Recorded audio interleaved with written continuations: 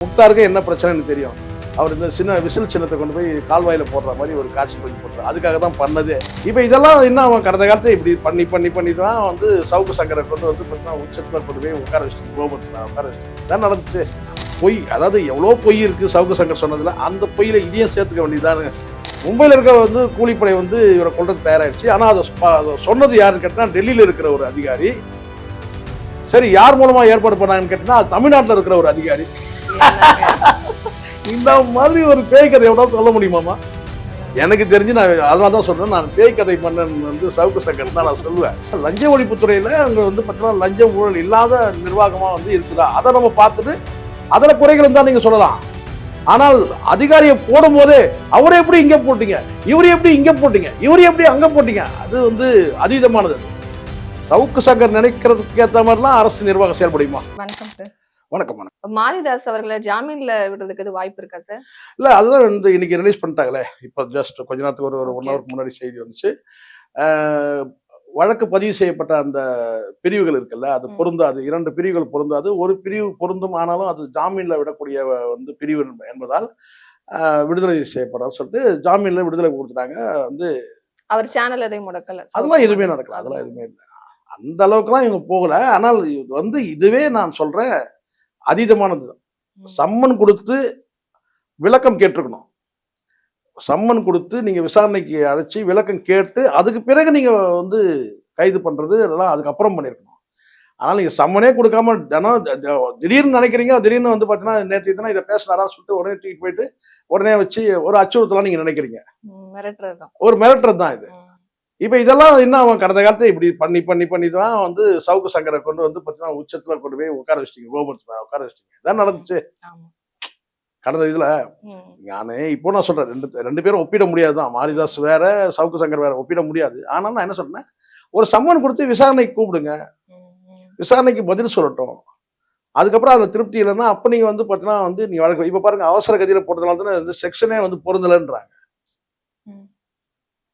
So அதனால இது வந்து பார்த்தீங்கன்னா அதீதமான நடவடிக்கை. இதுக்கும் காரணம் இவரு ஆதவர்ஜுனா தான். உள்ளபடியா அடிப்படையில என்ன, ஜான் பிரிட்டோ வந்து போதை மருந்து கடத்தல் அந்த வழக்கு, அந்த வழக்குல அவர் இருக்கிறதுனால அதை வந்து யாரும் பேசக்கூடாது. அப்படி பேசினா வந்து பார்த்தீங்கன்னா நாங்கள் கீர்த்தனா வச்சு ஒரு புகார் வந்து பதிவு செய்வோம், அந்த வழக்குல கைது செய்வோம். அது எப்படி 2 பேருக்கும் ஒரே கோஇன்சிடென்ட் ஒரே மாதிரி அமையுது? 2 பேருக்கும் எப்படி ஒரே மாதிரி அமையுது? ஒருத்தருக்கு அமையிறது நீங்க பாத்தீங்கன்னா, ஒருத்தருக்கு வந்து அலிஷா வந்து கம்ப்ளைண்ட் கொடுக்குறாங்க முக்தாருக்கு, அதுவும் பெண். இங்க வந்து பாத்தீங்கன்னா வந்து கீர்த்தனா விஷயம் வந்து ஏன் நீங்க வந்து பாத்தீங்கன்னா ஏன் இதுக்கு முன்னாடி எவ்வளவு விஷயம் பேசியிருக்காரு, இதே முதலமைச்சர் குறித்து கூட பேசியிருக்கிறாரு. அப்போ அதான் நான் சொல்றேன், மிக்சர் அதுதான் நான் சொல்றேன். நீங்க நேரடியா அப்படி செய்ய முடியல, அப்போ கீர்த்தனா பயன்படுத்தி ஏஐ படத்தை போட்டு பண்றீங்க. இப்ப முக்தாருக்கு என்ன பிரச்சனைன்னு தெரியும். அவர் இந்த சின்ன விசில் சின்னத்தை கொண்டு போய் கால்வாயில போடுற மாதிரி ஒரு காட்சி பதிவு பண்றாரு. அதுக்காக தான் பண்ணதே. அதுக்கு அலிஷா அவர் இப்ப பேசுறது இல்ல. இப்போ வந்து தலைமறைவா இருக்கிறாரு, ஏபி மூவ் பண்ணிருக்கிறாரு, தலைமறைவா இருக்கிறாரு. ஆனால் பிரச்சனை வந்து அதுதான், விசில் சின்னத்தை கொண்டு போய் அவங்க வந்து குப்பையில போடுற மாதிரி ஒரு காட்சி பதிவு பண்ணி அவர் போட்டிருந்தாரு. அது காரணம். இதுல வந்து பாத்தீங்கன்னா மிக்சர் சாப்பிடுற மாதிரி வந்து போட்டிருந்தாரு. ஸோ இது வந்து பார்த்தீங்கன்னா வந்து அவருடைய பிம்பத்தை உடைக்கிற மாதிரி இருக்குல்ல. அதனால கூப்பிட்டு வச்சு நான் சொல்லியிருப்பாங்க கேட்டால், இனிமேல் எங்கள் முதலமைச்சர்லாம் அப்படிலாம் பண்ணாதீங்க அப்படின்னு சொல்லி பேசிட்டு ஒரு வழக்கு போட்டதுக்கு இப்போ நேரடியாக சொல்ல முடியாது இல்லையா? அதனால அவருக்கும் வந்து ஒரு வார்னிங் கொடுத்த மாதிரி இருக்குது. இதெல்லாம் எனக்கு தெரிஞ்ச வரைக்கும் நான் கேட்டேன், இதெல்லாம் வந்து நீங்க உங்ககிட்ட தப்பு வச்சிருக்கீங்க. இப்போ இந்த இடத்துல நான் கேட்குறேன், இந்த ஆதவர்ஜுனா வந்து இந்த போதை வழக்குக்கும் அவருக்கும் சம்மந்தமே இல்லைன்னா இதை நீங்க கடந்து போங்க, ஒரு அறிக்கை விட்டு போங்க, இதுல எனக்கு எந்த பங்கும் இல்லைன்னு சொல்லிட்டு போயிட்டே இருங்க. எங்க உறவினரா இருக்கலாம், ஆனா உள்ளபடியே பாத்தீங்கன்னா வந்து உறவினர். ஏற்கனவே இடி வழக்கு வந்து அவருடைய மனைவி மீதும் இருக்கு, ஆதவர்ஜுனா மனைவி மீதும் வழக்கு இருக்கு. ஆமா, அது அவங்களுக்குள்ள ஏதோ நடக்குதுமா, அவங்க செப்பரேஷனா இருக்கிறாங்களா, ஒன்னா இருக்கலாம். திடீர்னு அவங்க மச்சான் வந்து சொல்றான் வந்து சார்லஸ், அவன் ஆதவ கிட்ட உஷாரா இருங்க, அவன் பணத்தை அடிப்பான் அவன் அப்படின்னு. குடும்பத்திலே குடும்பத்துக்குள்ளேயே நிறைய குழப்பங்கள் இருக்கு. அது எல்லாம் யார் ஒற்றுமையா இருக்கிறாங்க, யார் பிரிஞ்சு இருக்கிறாங்கன்னே ஒரு குழப்பமான சூழல் தான் இருக்காங்க.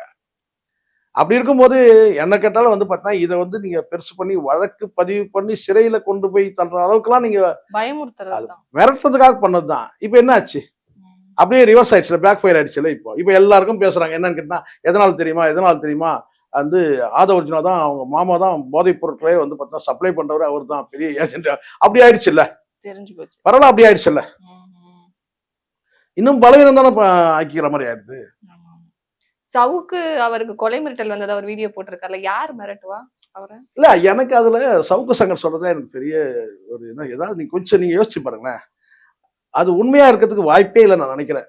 பொய், அதாவது எவ்வளவு பொய் இருக்கு சவுக்கு சங்கர் சொன்னதுல, அந்த பொய்யில இதையும் சேர்த்துக்க வேண்டியதான்னு அப்படிதான் ஆமா. நினைக்கிறேன். ஏன்னா இவங்க தான் இப்போ வெளியெடுத்தது. அவர் சொல்றது மும்பையில இருக்கிற ஒரு கூலிப்படை அவரை வந்து கொலை செய்யறதுக்கு ஏற்பாடு பண்ணது யாருன்னு கேட்டீங்கன்னா அருண் ஐபிஎஸ். இப்போ வந்து இவர். தமிழ்நாடு ஆ, விஜிலன்ஸுக்கு அவர் தான் வந்து ஆமா. தலைவராக இருக்காரு. இப்போ நான் என்ன கேட்கிறேன், யாரு மதுரையில வந்து பார்த்தீங்கன்னா கூலிப்படை, இவருக்கு அதை சொன்னது யாருன்னு கேட்டா உளவுத்துறை அதிகாரி டெல்லியில இருக்கிறது.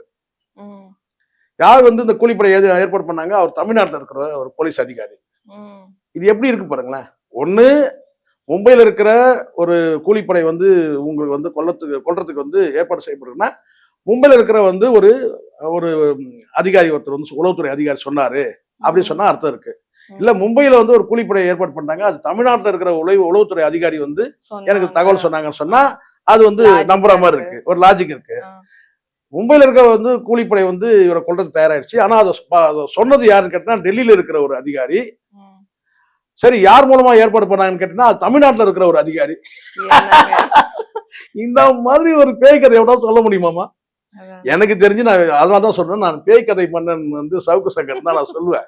ஏன்னா அவன் சொல்ற கதைலாம் அப்படிதான் இருக்கும், பேய் கதை மாதிரி. அப்படியே அது சொல்லும் போதே நமக்கு அப்படியே அப்படியே புல்லரிக்கும். சொல்ல பயந்துருவோம். பயங்கரமா பயமுற்ற மாதிரி. என்னை இது இப்படிதான் அணுது என்னை. சந்திரமுகி 3. அது அழுது. இப்போ புரியுதுங்களா? இது கதை, சொல்றது பேய் கதை, நல்லா தெரிஞ்சிச்சு. இது சரிங்களா?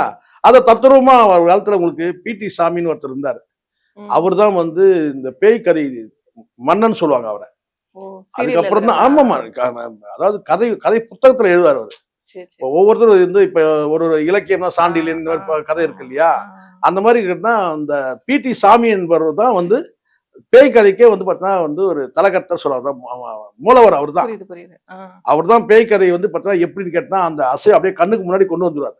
ஒரு இருட்டு பகுதி, அதுல வனப்பகுதி, எக்ஸ்பர்ட். ஒரு சுடுகாடு, இது எல்லாத்தையும் அப்படியே கண்ணுக்கு முன்னாடி கொண்டு வந்துருவார்.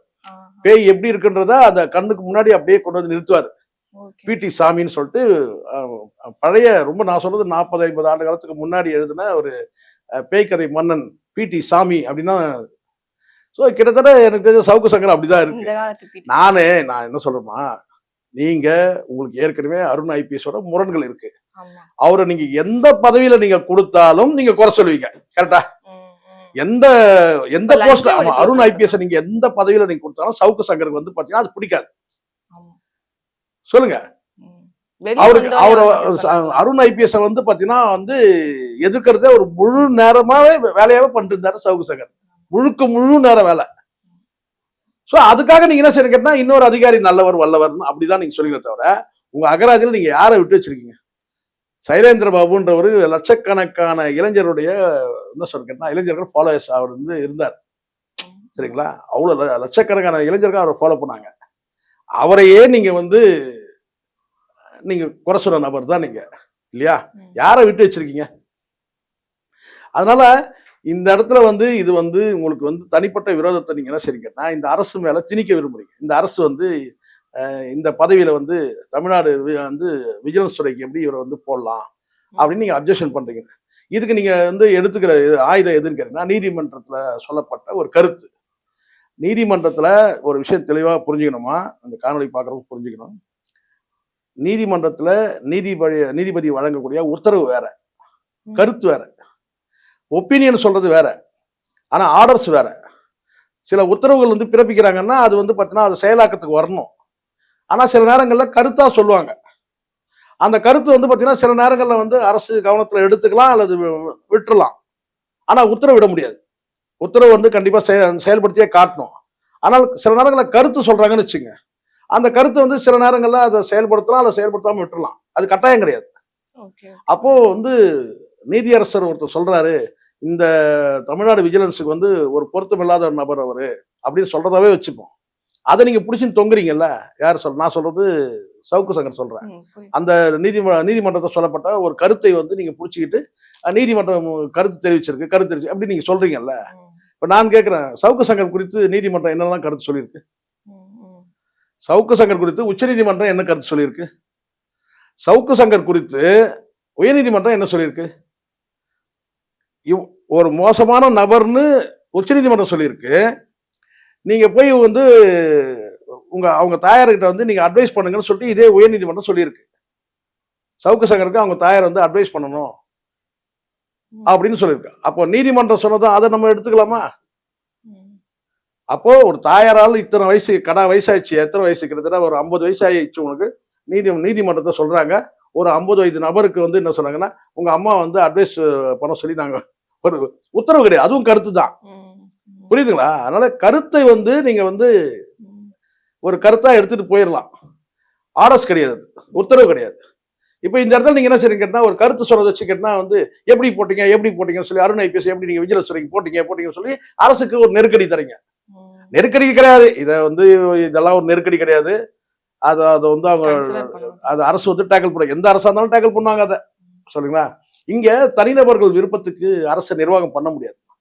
ம், இப்போ வந்து சவுக்கு சங்கர் வந்து பாத்தீங்கன்னா, நீங்க இந்த இடத்துல இவரை போஸ்ட் பண்ணுங்க, இந்த இடத்துல இவரை போஸ்ட் பண்ணுங்க, இந்த இடத்துல இவரை போஸ்ட் பண்ண சொல்லிட்டு காவல்துறைக்கு வந்து உத்தரவு போடுறதுக்கோ, இங்க இவரை டிஜிபியா போடுங்க, இவரை வந்து கமிஷனரா போடுங்க, இவரை வந்து எஸ்பியா போடுங்க, இவரை வந்து அந்த மாவட்டத்துக்கு போடுங்க அப்படின்னு சொல்லி ஒரு சராசரி ஒரு மனிதர்கள் வந்து சொல்லிட முடியாது. அது அரசு தான் முடிவு பண்ணும். ம். நீங்க சொல்லலாம், அதாவது கேட்டா ஊழல் அதிகாரி இருக்கிறாருங்க, அவர் ஊழல் பண்ணிட்டாருங்கன்னு சொல்லிட்டு நீங்க சொல்லுங்க. இப்ப நான் கேட்கிறேன், இதே அருண் ஐபிஎஸ் தான் இப்ப ரைடு பண்ணிருக்காங்க. ம், ம். லஞ்ச ஒழிப்புத்துறை வந்து ரைடு பண்ணி சில இதெல்லாம் வந்து நடவடிக்கை எடுத்திருக்கிறாங்க. அப்ப அதெல்லாம் என்ன சொல்லுவீங்க? ஸோ அதனால உங்களுடைய பாராட்டு பத்திரமோ அல்லது உங்களுடைய வந்து சஜஷன்லாம் கிடையாது. நீங்க சஜஷனா கூட சொல்லலாம். பட் ஆர்டரா சொல்ல முடியாது.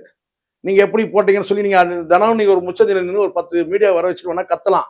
ஆனா அரசு வந்து அதை அப்படியே எடுத்துக்கணும் அவசியமே கிடையாது. அரசு நிர்வாகம் முடிவு பண்ணுது, எந்த அதிகாரியை எங்க போடணும்னு முடிவு பண்ணுது. அதான் அவசியம். அதுல வந்து நீங்க வந்து பாத்தீங்கன்னா அந்த சம்பந்தப்பட்ட இடத்துல குறைகள் இருந்தா நீங்க சொல்லுங்க. ஓ, மின்வெட்டு ஏற்படுது, எனக்கு மின்வெட்டு ஏற்படுது இந்த இடத்துலன்னு சொல்லிட்டு நீங்க வந்து கத்துறதுல கூச்சல் போடுறதுல பிரச்சனையே கிடையாது. நீங்க வந்து சொல்லலாம். அப்ப நீங்க வந்து அந்த மின்வாரிய தலைவரை தூக்கி வேற எங்கேயாவது போட்டு வேற ஒருத்தர் கூட அங்க போட்டு சொல்ல முடியுமா? உனக்கு தேவை என்ன? கரண்ட் வரணும். அவ்வளவுதான். சரிங்களா? ம், அது மாதிரி வந்து பார்த்தீங்கன்னா லஞ்ச ஒழிப்புத்துறையில அங்க வந்து பார்த்தீங்கன்னா லஞ்சம் ஊழல் இல்லாத நிர்வாகமா வந்து இருக்குதா, அதை நம்ம பார்த்துட்டு அதுல குறைகள் இருந்தா நீங்க சொல்லலாம். ஆனால் அதிகாரியை போடும் போதே அவரை எப்படி இங்க போட்டீங்க, இவரு எப்படி இங்க போட்டீங்க, இவரு எப்படி அங்க போட்டீங்க, அது வந்து அதீதமானது. அது சவுக்கு சங்கர் நினைக்கிறதுக்கு ஏத்த மாதிரிலாம் அரசு நிர்வாகம் செயல்படுமா? இப்ப நான் ஒண்ணு நினைப்பேன், நீங்க ஒண்ணு நினைப்பீங்க, ம், ம். இன்னும் ஒரு 10 பேர் 10 விதமா சொல்லுவாங்க. அவரு இருந்தா அங்க இருந்தா நல்லா இருக்குமேங்க, இவரு இங்க இருந்தா நல்லா இருக்குமே, அப்படிலாம் பண்ண முடியாது. சில இடங்கள்ல அந்த டிஸ்கிரிப்ஷன் அந்த இருக்கு, அந்த தனிப்பட்ட அதிகாரம் இருக்கு, அந்த பவர் இருக்கு, அந்த தனிப்பட்ட அதிகாரத்தை செயல்படுத்துவாங்க. இங்க முதலமைச்சருக்கு வந்து பாத்தீங்கன்னா வந்து ஒரு ஒப்பீனியன் இருக்கு, இந்த அதிகாரியை இங்க போடலாம், இந்த இடத்துல இவரை போடலாம் அவர் போடலாம். இப்ப நாளைக்கு நீங்க என்ன சொல்லி இப்படி சொல்லிட்டீங்க. இப்ப விஷால் சொல்றாரு, திரைத்துறையை கொண்டு போய் நீங்க வந்து ராஜ்மோகன் போய் கொடுத்துருக்கீங்களே, அவருக்கு என்ன அனுபவம் இருக்கு? ம். இவன் நம்ம பிறக்கும் போதே நடிச்சுக்கிட்டே பிறந்த மாதிரி இது, அது தப்பு இல்லையாம்மா? அது தப்பு இல்ல. நீங்க இப்ப நான் சொல்றேன், இதே நான் வேற மாதிரி சொல்றேன் பாருங்க. எனக்கு வந்து ராஜ்மோகன் வந்து திறமையா செயல்படுறாரு, திறமையா செயல்படுறது அவர் செயல்பட்ட பிறகுதான் தெரிய போகுது. இப்பதான் ஆரம்பிச்சிருக்கிறாங்க. ஆமா. அப்ப இந்த இடத்துல வந்து பாத்தீங்கன்னா கல்வித்துறை அவர்கிட்ட இருக்குன்னா, ம். கல்வித்துறையோட சேர்ந்து தமிழ் வளர்ச்சித்துறை அவர்கிட்ட இருக்கு. ம். அப்ப அந்த 2 துறை இருக்கிறது சரி, ஒன்னோட ஒண்ணு கனெக்ட் ஆகும். கல்வித்துறை, இன்னொரு பக்கம் தமிழ் வளர்ச்சித்துறை, அது வந்து பாத்தீங்கன்னா மேட்ச் ஆகும். ம். ஆனா அந்த இடத்துல சம்பந்தமே இல்லாம திரைத்துறையை கொண்டு வந்து அங்க உள்ள நுழைக்கிறீங்க. செய்திய அது வந்து முழுக்க முழுக்க பொழுதுபோக்குத்துறை இல்லையா? ஆமா. சினிமா என்பது ஒரு கலை அல்லது பொழுதுபோக்குத்துறைன்னு கூட சொல்ல முடியும் ம். இல்லையா? அப்ப அதை கொண்டு வந்து ஏன் வந்து அந்த போர்ட்போலியோ கொண்டு வந்து இவர்கிட்ட கொடுத்தாங்கன்னு ஒரு கேள்வி இருக்கு, என் மனசுக்குள்ள இருக்கு. ஆனாலும் கூட எப்படி செயல்படுறாருன்னு சொல்லி பார்க்கலான்றது ஒண்ணு இருக்கு. அப்போ இந்த எனக்கு தெரிஞ்சு இப்ப ராஜ்மோகன் தான் ஓரளவுக்கு கொஞ்சம் வந்து ஒரு பக்குவப்பட்டு ஒரு அமைச்சரா வந்து ஆக்டிவா ஆக்டிவா பேசுற மாதிரி தெரியுது ஆரம்பத்துல. நான் வந்து மெல்ல மெல்ல இனி போக போக தெரியும் வச்சுங்க. அப்போ இந்த இடத்துல வந்து பாத்தீங்கன்னா விஷால் சொல்லிட்டாருங்க, திரைத்துறை எதுக்கு அவர்கிட்ட கொடுத்தீங்கன்னு சொல்லிட்டாரு. அதை வந்து முதலமைச்சரே நிர்வாகம் பண்ணிடணும். இது என்ன, ம். முதலமைச்சரே நிர்வாகம் பண்ணணும் அப்படின்னு சொல்றது அதீதமா இல்லையா? அதெல்லாம் யார்கிட்ட எந்த துறைன்றத வந்து பாத்தீங்கன்னா வந்து எல்லாரும் போற போக்கில் ஒவ்வொருத்தரும் சொல்ல ஆரம்பிச்சாங்கன்னா அது வந்து நிர்வாகத்து சரியா இருக்கு. ம். நிர்வாகத்துல குறை இருக்கா சொல்லுங்க, இந்த அமைச்சர் செயல்பாடு சரியில்லை அதை சொல்லுங்க. இப்போ ரமேஷ் வந்து பாத்தீங்கன்னா ஒரு பிராமணரு, அவர் பிராமணர்கிட்ட கொண்டு போய் இந்து அறநிலையத்தில் கொடுத்தாங்க. அதையே நம்ம அந்த பார்வையில பார்க்கணும். நான் கேட்கிறேன், இதுதான் இந்த சமூக நீதி என்பதே இப்படிதான் பார்க்கப்படுது போலித்தனமா. இவருக்கு இப்ப சமூக நீதினா வந்து பார்த்தீங்கன்னா அது வந்து ஷெட்யூல் கம்யூனிட்டி இருக்கிறவங்க கிட்ட தான் கொடுக்கணும்னு இருக்கா என்ன? நான் கேட்கிறேன், தெரியாம தான் கேட்கிறேன். சமூக நீதினா இது அப்படி கிடையாது. அந்த அமைச்சர் எப்படி செயல்படுறாருன்னு பாருங்க, இல்லையா? ஸோ அதனால எனக்கு தெரிஞ்சு இதெல்லாம் வந்து ஒவ்வொருத்தரும் வந்து பார்த்தீங்கன்னா இந்த துறையை இவர்கிட்ட விட்டுறாங்க. சவுக்கு சங்கர் என்னை பொறுத்தவரைக்கும் நான் சொல்றேன், சவுக்கு சங்கர் வந்து பார்த்தீங்கன்னா இன்னும் மாறல. அந்த வன்ம புத்தி, அந்த என்ன சொல்றதுன்னா அந்த பழி தீர்க்கிற புத்தி, வன்ம புத்தி, இதெல்லாம் வந்து இன்னும் மாறல. அது நல்லதுக்கு இல்லை. என்ன பொறுத்தவரைக்கும் நான் சொல்லுவேன், அது நல்லதுக்கு. அதை தாண்டி வந்து பார்த்தீங்கன்னா ஒரு அதிகாரி போயிட்டு அவ்வளோ ஒர்த்தான ஆளா நான் கேட்குறேன். கூலிப்படையெல்லாம் வச்சு கொள்ற அளவுக்கு நீங்க ஒர்த்தான ஆளா? முதல்ல நான் எனக்கே தோணுது. நாங்க உள்ளபடியே நான் கேட்கிறேன், அவ்வளவு என்ன நீங்க பெரிய அப்பாட்ட கேட்குறீங்க பெரிய? இப்ப நான் கூட தான் பேசுறேன். நான் கூட தான் ஒரு 10 பேரை தாக்கி பேசுறோம் நம்ம சில நேரங்கள்ல அரசியல் ரீதியா.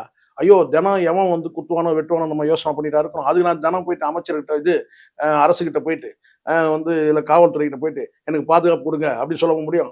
அப்புறம் ஒரு 2 போலீஸ்காரரை போட்டு முக்தாருக்கு பின்னாடி போட்ட மாதிரி 2 போலீஸ்காரர் வந்து நம்ம சுத்திட்டா இருக்க முடியும்? நான் கேட்கிறேன். ஸோ ரிஸ்க் நீங்க உணர்றீங்கன்னு சொன்னா அது இப்போ சொல்லவே மாட்டீங்க, நீங்க எப்போ சொல்லியிருக்கணும்.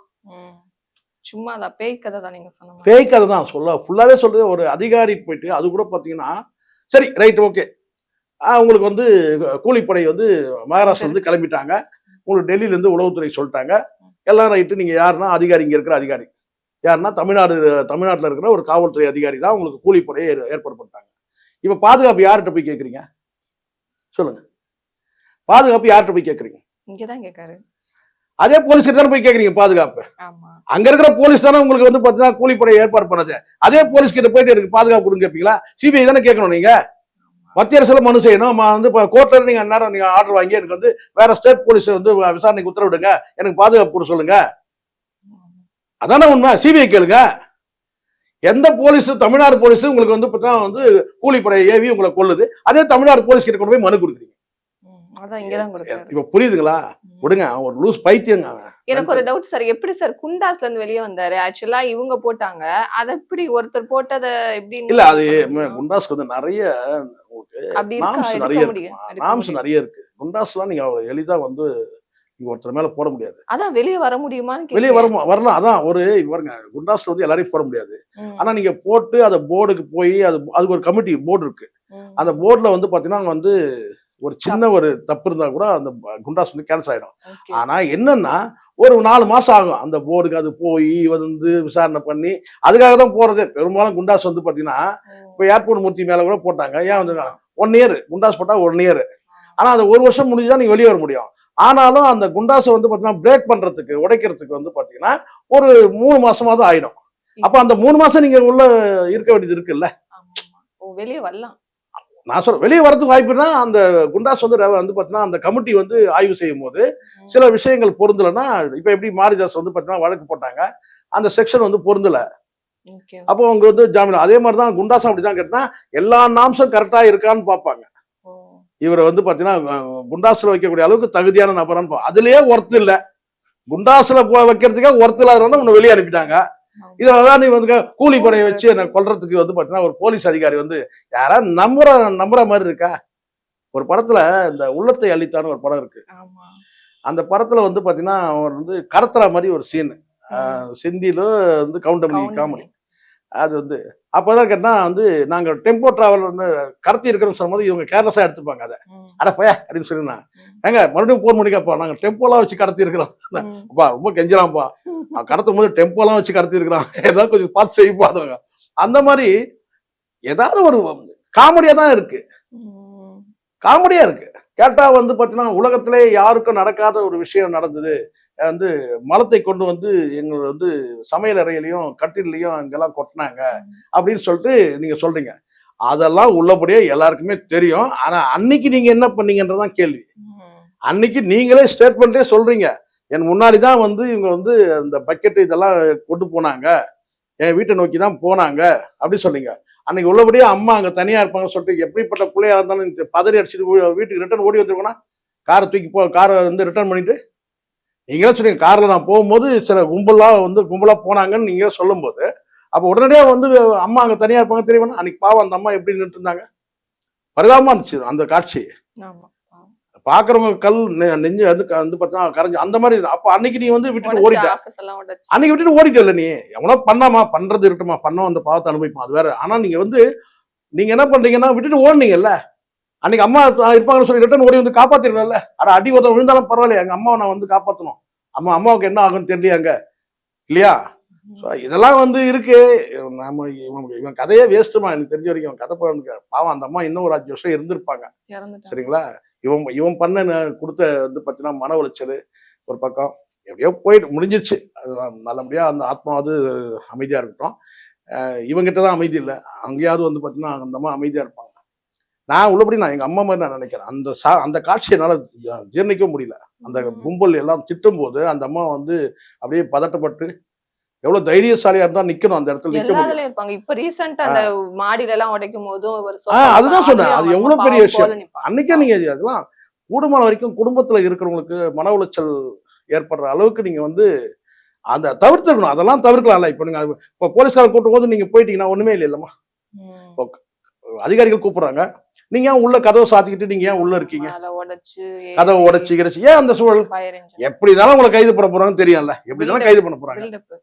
இல்லையா? அப்ப இதெல்லாம் வந்து காட்சிப்படுத்தி இதெல்லாம் பில்டப் பண்ணி எதுக்கு கூப்பிட்டாங்கன்னா வந்து ஒரு போன் பண்ணி கூப்பிடுறாங்க, நீங்க வாங்க இந்த மாதிரி விசாரணை இருக்கு, நேரா கிளம்பி போயிட்டே இருக்கணும். அதான் நான் இப்போ ஜெயலலிதா அவர்கள் வந்து போய் வந்து கைது பண்றதுக்கு கூப்பிடுறாங்க. ஜெயலலிதா அவர்கள் வந்து காவல்துறை அதிகாரிகள் போயிட்டு கைது பண்ணணும். அவங்க வந்து என்ன சொன்ன கேட்டா வந்து உடை மாத்தணும் ஏதோ சொல்லும்போது கூட அதுக்கு வந்து அனுமதிக்கலையா. அப்போ அவங்க எந்த உடை கட்டியிருந்தாங்களோ அந்த உடையோட வந்து பாத்தீங்கன்னா வந்து கிளம்பிட்டாங்களாம். அந்த மாதிரி ஒரு நேர்காணல் ஒரு இதுல சொல்லியிருப்பாங்க. என்னை கைது செய்ய வந்தபோது நான் கட்டின புடவையோட அப்படியே வந்து பாத்தீங்கன்னா வந்து கூட்டிட்டு போனாங்க. போயிட்டாங்க. ஸோ அதெல்லாம் வந்து புரிஞ்சுக்கணும். இதெல்லாம் வந்து பாத்தீங்கன்னா வந்து நம்ம நம்ம செய்யறது எல்லாமே நமக்கே தெரியாது. நம்ம யாராவது ஒருத்தர் சுட்டி காட்டும் போது இல்லைங்க இது வந்து அம்மாவோ யாரோ கூட இருக்கிற நண்பர்களோ இல்ல உறவினர்களோ வேற யாரோ வந்து ஒருத்தர் சொல்றாங்க, நெய்பர்ஸ் சொல்றாங்க, இல்ல இது சரியில்லைங்க, இதை நீங்க மாத்தினா அதை மாத்திக்கணும். அது வந்து அவங்களுக்கு கொடுக்குற மரியாதை. அது நம்ம கேரக்டர் வந்து நமக்கு சரியா தோணும், நம்ம செய்யறது எல்லாமே நம்ம சரின்னு தோணும்.